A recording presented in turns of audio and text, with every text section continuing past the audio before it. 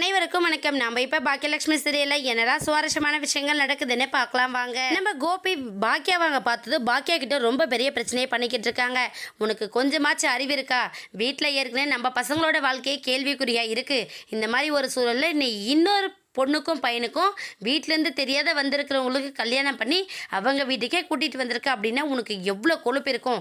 இந்த விஷயம்லாம் அம்மாவுக்கு தெரியுமா? வேலை விஷயமா வெளியில் போகிறேன்னு சொல்லிட்டு இப்படி தான் போய் சொல்லிட்டு நீ தேவையில்லாத வேலையெல்லாம் பார்த்துக்கிட்டு இருக்கியா பாக்கியா அப்படின்னு சொல்லிட்டு நம்ம கோபி ரொம்பவே கோவத்தோட கத்துறாங்க. இன்னொரு பக்கம் ராதிகா ரொம்பவே கோவப்படுறாங்க பாக்கியா மேலே. ஏன்னா இந்த விஷயத்தில் ராஜிக்கு விருப்பம் இல்லை அப்படிங்கிற விஷயம் நம்ம ராதிகாவுக்கு தெரிஞ்சிருந்தாலும் இதில் பாக்கியா வந்து தேவையில்லாத இவங்க குடும்பத்துக்குள்ளே இன்வால்வ் ஆகிட்டாங்களே அப்படின்னு சொல்லிட்டு ரொம்ப கோவத்தோடு இருக்காங்க.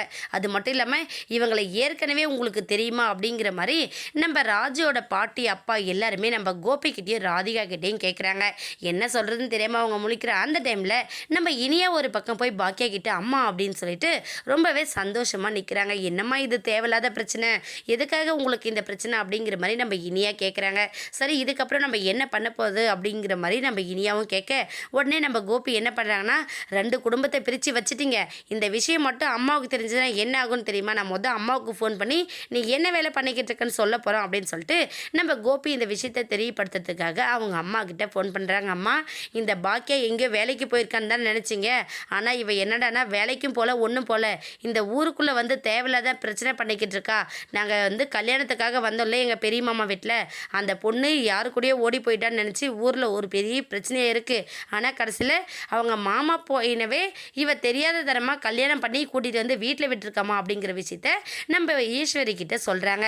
கரெக்டாக அந்த டைமில் நம்ம செல்வியும் அமிர்தாவும் வீட்டுக்கு போகிறாங்க. வீட்டுக்கு போனதும் கண்டிப்பாக பாட்டி கேட்பாங்க, இந்த விஷயத்தை நம்ம தான் சமாளிச்சாகணும். ஏன்னா அத்தை ஒரு நல்ல விஷயத்துக்காக போயிருக்காங்க, அவங்க கிட்ட எப்படியாச்சும் நம்ம சமாளிச்சிட்டோம் அப்படின்னா கண்டிப்பாக அவங்க வந்து அதுக்கப்புறம் எதுவாக இருந்தாலும் சொல்லிப்பாங்க அப்படின்னு சொல்லிட்டு நம்ம அமிர்தாவும் செல்வியும் பேசிக்கிட்டே வராங்க. இவங்க வரும்போதே பாக்கியா எங்கன்னு கேட்க அவங்க முக்கியமான வேலை இருக்குது, இன்னும் வேலை முடியல, வேலை முடிஞ்சதும் வந்துடுவாங்க அப்படின்னு சொல்லிட்டு நம்ம அமிர்தா கிளம்பிடுவாங்க. ஏற்கனவே செலியின் விஷயத்தில் பாக்கியா எடுத்த முடிவு எதுவுமே சரியில்லை அப்படின்னு சொல்லிட்டு நம்ம ஈஸ்வரி ரொம்ப கோவத்தோடு இருக்காங்க. இப்போ இன்னொரு குடும்பத்தில் ஒரு பெரிய பிரச்சனையில் பாக்கியா மாட்டியிருக்காங்க அப்படிங்கிற விஷயம் நம்ம கோபி மூலயமா தெரிய வந்தது. இன்னொரு பூகமத்தை கிளப்ப போகிறாங்க நம்ம ஈஸ்வரி. அந்த பிரச்சனையை எப்படி நம்ம பாக்கியா ஃபேஸ் பண்ண போகிறாங்கன்னு வெயிட் பண்ணி பார்க்கலாம். இந்த வீடியோ உங்களுக்கு பிடிச்சிருந்தா மறக்காமல் நம்ம சேனலை சப்ஸ்கிரைப் பண்ணுங்கள். தேங்க்யூ.